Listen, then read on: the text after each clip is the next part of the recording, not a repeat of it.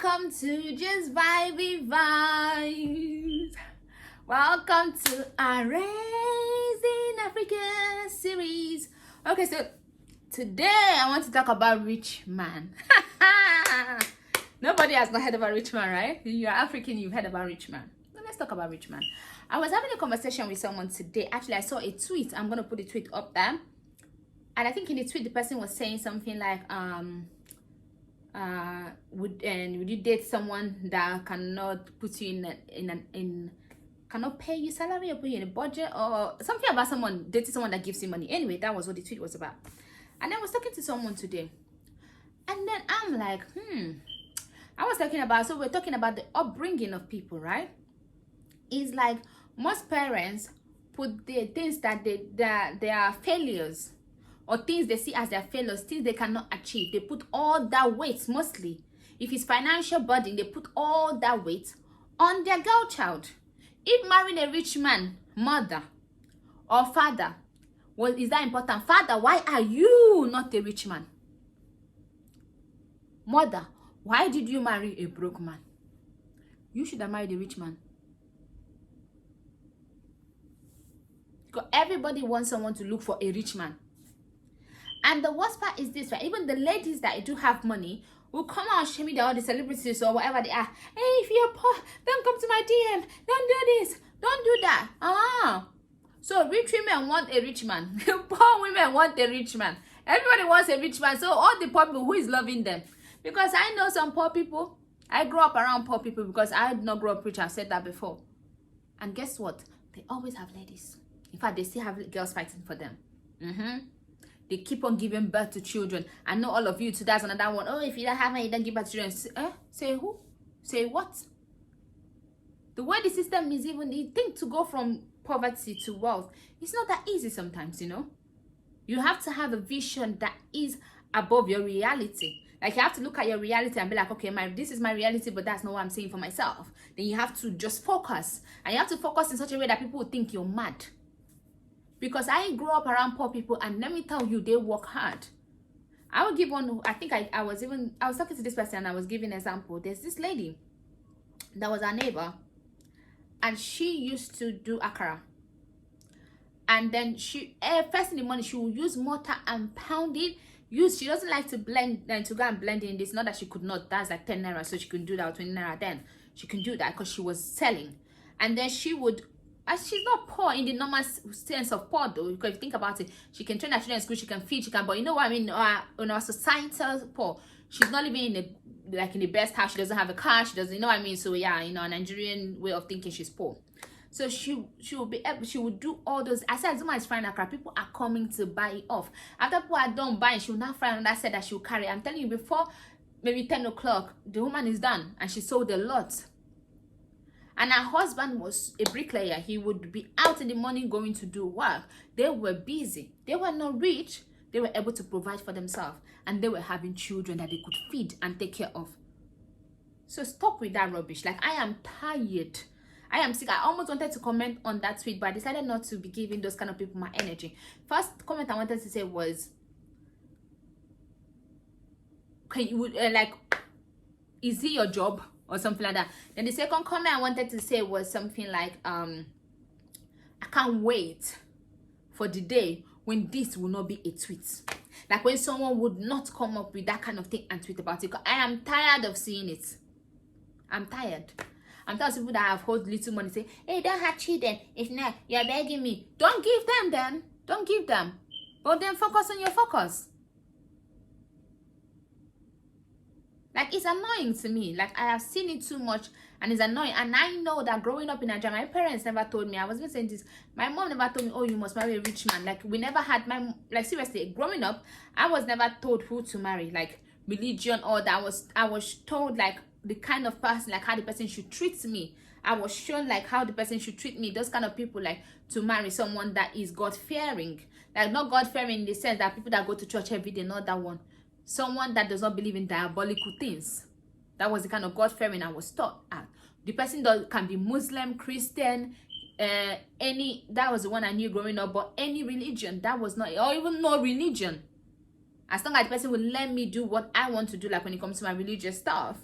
So I was brought up in a way, I brought up from a woman that was very hardworking. So I knew that I was going to do my own things. I was not going to stay at home and let a man take care of me. I'm not saying that that's wrong. Anybody that's what you want to do, then that's fine. You just have to find someone that is that kind of man, and then both of you will be fine. We've talked about this when we talked about marriage, right? So we talked about that.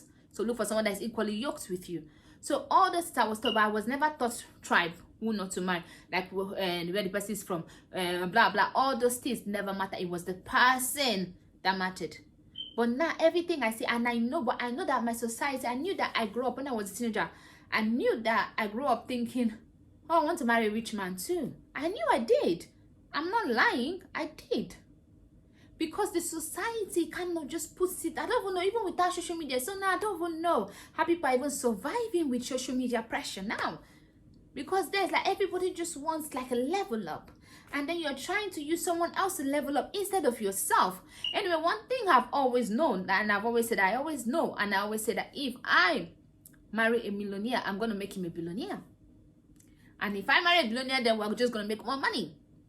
And if I marry a Tanzania, we're going to be millionaires. You know what I mean? Like, I'm not going to ever be a liability. I knew that. I knew I had so much plans and so much things, ideas and all that stuff, that as long as I marry someone that would listen to me, because I was never going to marry someone that would not value me, that would not value my opinion, that would not listen to me. So as long as I marry someone that would listen to me, that would value my opinion and would take it and actually values what comes out from me and take it seriously, then trust me, we're going there. So I knew that I was not going to be like a trophy or wife, you know, that kind of thing. That no, but still I still wanted someone with means, you know what I mean? Like, as I was upon all these ideas in my head, it was just something. But then as I grew older, I realized that what I actually want in a man is not someone that is rich. I have dated people that I've dated someone that is rich, like I've dated someone that is wealthy. But that's not it. What I want someone that was hardworking. Someone that would never give up. I wanted someone that if the whole world, I said this because I thought about it one day. I don't just want rich people. There are some rich people that are lazy. You know, like they are rich because like they are good at a particular thing and that thing has made them money. But what if the whole world comes to an end? Like not an end. Let's say I want someone that if let's say the whole building, the whole, like there's like, let's say this big earthquake is not going to happen. I'm just giving an example. There's this big earthquake and then everything just crashes and everything falls down. But then that happens.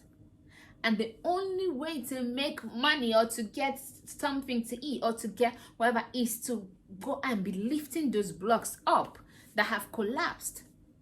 And it's so hard, it's difficult to lift it. I want a man that will go out there and lift those blocks. Because let me tell you, being rich is sweet though. But can you be poor after being rich? Have you ever lived with a man that was very rich and then came down from that his wealth back to poverty level? Do you know how difficult it is? Only very few people in this life can get up from that. Very few.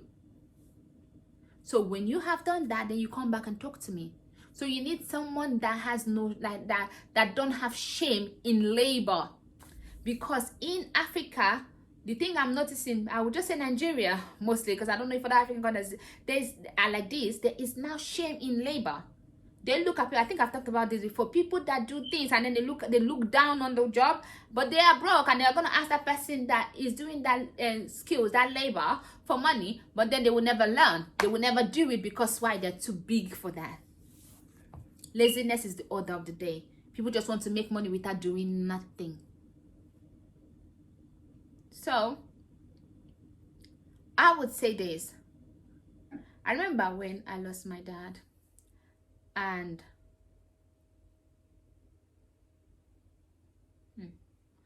I don't know if I want to talk about this, it just came out. And I was sharing a flat with one of my friends. Like I was renting, it's a flat, I was just renting a room in the flat. And I remember she said to me, if it is Nigeria now, one rich man would have just paid for the burial and all that. I remember looking to her and I said, I'm the rich man.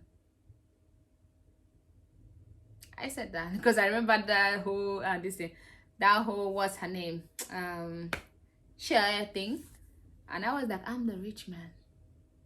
I didn't need a rich man to pay for my dad's funeral and all that. I could pay for my dad's funeral and all that. So I didn't need a rich man. So you see? But it's not because, okay, I could pay that. No, but I didn't need the rich man. I don't want to need the rich man ever in my life. Do you understand that? Be that person that you want. Because think about it, ladies, when you have money, you don't even want to marry a poor man. You want to still marry a rich man, or you say, oh, level, rich man, like. But you want the rich man to marry you when you're poor? I'm not saying anybody can marry anybody. Like, if I'm a rich woman, I would marry a poor man if the poor man makes me happy. And if he's hardworking and he has all the qualities that I want, I'll marry him. Why not? So the same thing, I expect the rich man to do the same. If he sees a poor girl that has the qualities that he wants, of course. But I want people to stop pushing it down people's throats, suffocating people, telling little children from the moment they are born, like as they even know themselves, the first say, marry rich man, marry rich man, marry rich man, marry rich man. Oh, suffer. Why are rich women divorcing their husbands then? Why? Why is Dangote single? Why? Since money gives you all this happiness. Why? Marry rich. Most of them are in marriages that, like, they are suffering. Some people are not married because you told them that, and then they found the right guy, they refused because he didn't have money then. And maybe now he even has money and then they're regretting it. And you caused it, mother. You caused it, auntie. You caused it, sister. Anybody that has, you caused it. So we need to have this environment where people can just grow. Let the girls grow. Let the guys grow. Let the guys not think that, oh, I need to have money to have girls. I need to have money to, I need to have money. Nah, let them focus on what they're doing. Let them, let them grow. Let them be successful. I'm not saying they shouldn't be successful, but that pressure, that stupid pressure has to stop. Enough is enough. It's too much. It's literally too much. And this has just been something that has been annoying me little. What do you want in a man? Think about, if all you want is money, then you can find money. But why can't you have the money yourself? Make it yourself. I feel like people that naturally, they know that that's what they want, but the point, then they can go for that. I'm not saying that having a rich man as one of the things you want in life is a bad thing. What I'm saying is that most people, it's not because they want it, because it's being forced on them. Because your mother wanted a rich man and didn't marry a rich man does not mean that you have to fulfill that fantasy for her. You're a human. Your feelings matter.